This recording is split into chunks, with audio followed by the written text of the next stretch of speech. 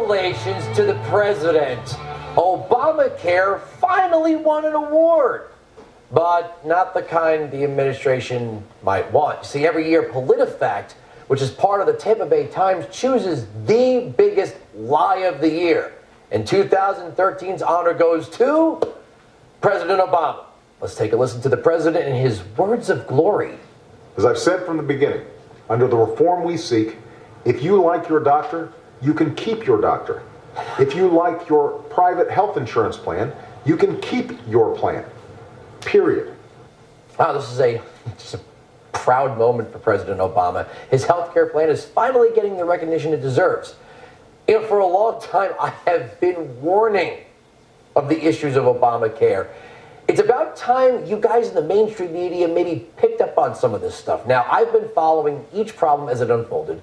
And look, you guys watch this program, so you know what the issues are. I could spend the entire show just listing them off. But instead, I want to have a different discussion. I want to look at the long-term effects of Obamacare. It seems to me the whole concept of this health care law should be the most telling. You see, basically, the system is set up to benefit individuals from ages 18 to 40. But as people get older and need more, let's say, critical care, you might find that it sort of tapers off. See, the healthcare system is trying to appeal to young invincibles, trying to get them to sign up for coverage by promoting, let's say, free birth control. That might be fine now, but it's a funny thing about being young. You eventually get old. So what happens in the long run? Well, joining me is a panel of friends of this program, Tara Satmeyer and Pete Hegseth of Real News, Tom Borelli, Senior Fellow at FreedomWorks, and Carly Hoilman, who's one of our interns here at the Blaze. I wanted to get a round table of some of my friends and just throw this out to you and see if you noticed it, and if you haven't, whether or not I'm nuts. When I hear the president talk about what the system is going to do, even though they wanted single payer, the Financial Times put out a piece saying that Obamacare is swaying people away from hospitals like Memorial Sloan Kettering, Cedars-Sinai, and MD Anderson. As a matter of fact, some of these hospitals have been labeled inefficient. What could possibly be inefficient about these hospitals unless the inefficiency is that all of the money that's spent to treat patients only extends the life of people? It doesn't make them more productive. It doesn't reintroduce them to being contributors. Now there's also the issue of children. We heard Harry Reid speaking of Gabriella Miller, and he was asked, well, why don't you put some money towards the National Institute of Health to save this one little girl? He said, why would we do that? Ezekiel Emanuel's whole life system starts at 18 and ends at 40. So the question I'm throwing out to you, do you notice that all of these things up front are there to get you at a certain age, but only if you're above the age of majority, before the age of retirement? Now, I'm going to go around and ask you this one simple question. The lie. If you knew that you were going to get a chance to pick between two distinct systems, one that would expect you to pay out of pocket for copays, checkups, prescription drugs, that sort of thing, but you'd be able to put aside some money, okay, for later care, or you'll get all this stuff for free up front, but you won't get that care later. Which would you take? I want to go around and start with you, Tara. Well, because I'm a free market person and I understand the premise of the question, of course, I would rather be able to put money aside and use my money as I see fit. I don't want the government or anyone else telling me what I can and cannot do when it comes to my own personal health care. So for me, the issue here is choice. And what happens when you have a system like what the government's trying to do now, you completely lose that choice. And the reason why they focus in on those 18 to 40-year-olds, because that's when they're most productive. After that, it becomes about, well, the state doesn't need you anymore. You don't contribute to society as much. You're a cost. You're a liability. So to hell with you. And that's very dangerous. If you look in history, some very pretty ugly governments, very tyrannical governments, have kind of used that philosophy. Well, Tara's right. Of course, I would go for the first one. And it's because what we've seen so far is the manifestation of the central planner, of the I know better than you, of you had a healthcare plan that you liked, but it wasn't good enough. Because this is what everyone should be covered for, focused toward the young, knowing eventually, Andrew, in this case, if you don't have enough doctors and you're mandating more care, there will be rationing. There will be a choice at which the bureaucracy makes decisions for you. Those choices are taken away from you to a central planner Who wants that? Who wants that future? But that is the inevitable manifestation of Obamacare.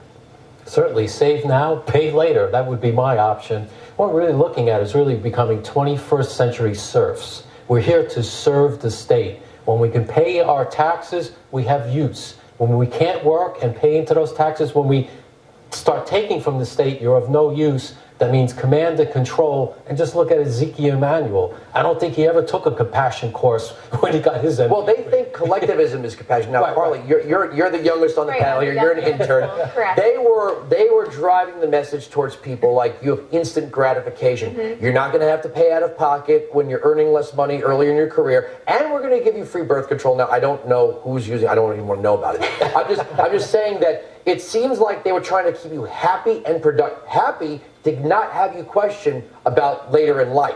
Right. Did you notice that as a young person? Absolutely. Yeah, I think as one of the young invincibles, I noticed that. I think it's funny that they're using that term because as a young and invincible person, you would think that we wouldn't need as much and we would like to save our health care benefits for later on, and we're not given that choice. Instead, we're seeing these cute music video ads telling us that we need to buy into something that really isn't going to benefit us at all. And I find that I would problematic. agree about that too. When we think about control, because that's really what this is all about. That's what a statist government is about. It's about central control. Do you think that they focus in not only just for the practical purposes of why they need the invincibles, but it's to desensitize them to being controlled by the government. So as they develop through life, it becomes a normal way of life. It's very to have brave the new government. world. Yeah, to have the government just take over. So as they inject themselves more and more into your daily life, you're desensitized to it by that. If you started when you were 18, by the time you're 40, you're used to it. Let me throw this other thing at you. It's not selfish to say that I'm working to meet my own goals. But what they've done, again, everything about collectivism is you're working for the collective. Who's the collective? Well, the state determines it. So now they've taken the healthcare system off the trajectory of life extension, longer life and health, to serving productivity and ignoring life extension.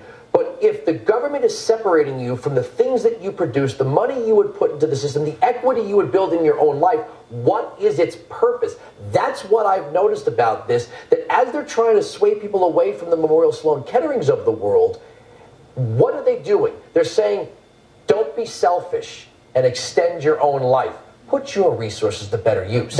Don't be selfish. Spend that little money that you have. You may be young and invincible. And for the record, Tara and I still do believe we're young and invincible. Yes. But we're telling you that little money that you do have. If you ever bought a cassette tape, you're not young and I have invincible. bought a cassette. I have. Oh, okay. I used to listen to Annie on the 8-track, okay? So there They you no longer go. qualify at all. Catch up to me. We're asking, it's of course, we found out it's the Unaffordable Care Act for everybody, including the young who maybe didn't want it or have had cheap insurance and now are being told to go out there and find it if they're not on their parents' plan. And that's an outlay that they just don't have. And that's a reflection of the fact that someone else has told them how they should spend the few resources that they do have. And that's in the big theories that we always talk about economics. It's another separation of you and the fruits of your labor.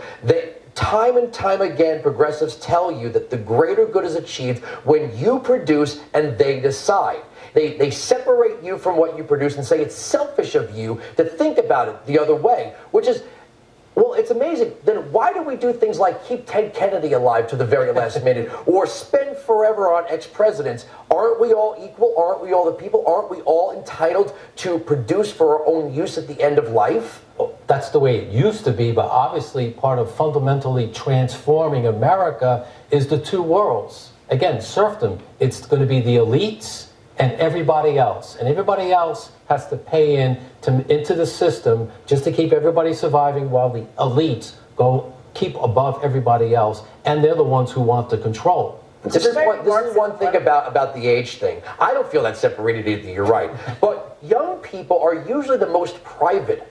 They want the most privacy from authority, and yet this offers up everything about you. If you're getting your birth control from government, guess what they know?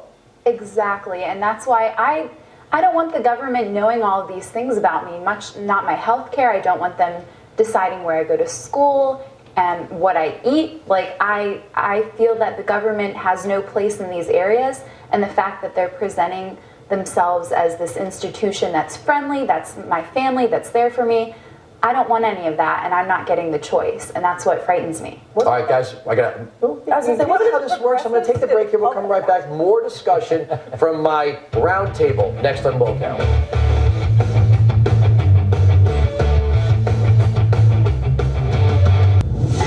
Just use it, they can't refuse it. No pre-existing condition could ever make you lose it.